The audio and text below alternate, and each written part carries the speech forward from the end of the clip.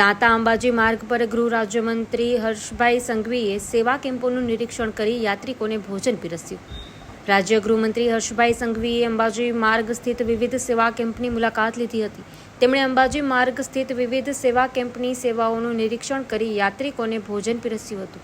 તેમણે વડગામ તાલુકાના ધોરી સ્થિત પીએન માળી ફાઉન્ડેશન સેવા કેમ્પ, રાધે મિત્ર મંડળ, મહેસાણા પગપાળા સંઘ, જય જલિયાણા સેવા કેમ્પ, જય અંબે સેવા કેન્દ્ર, સિદ્ધ હેમ સેવા કેમ્પ તથા ભાદરવી સેવા કેમ્પ ખાતે વિવિધ સેવાઓનું નિરીક્ષણ કરી યાત્રિકોને ભોજન પીરસી ધન્યતા અનુભવી હતી. મંત્રીએ યાત્રિકો સાથે સંવાદ સાધી મહામેળાના ભક્તિમય માહોલના રંગે રંગાયા હતા.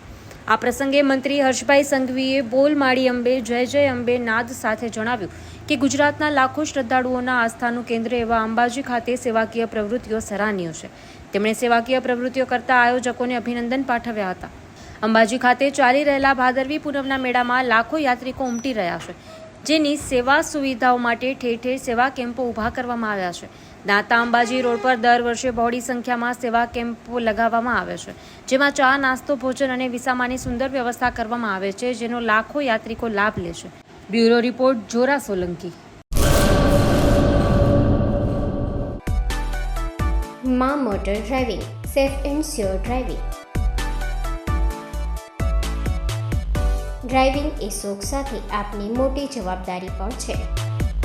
અમારા ઇન્સ્ટ્રક્ટર દ્વારા સચોટ અને સરળ માર્ગદર્શન. આપની રોજની તાલીમની માહિતી મેળવીને શું અધુરાશ છે એના ઉપર પૂરું ફોકસ કરાય છે.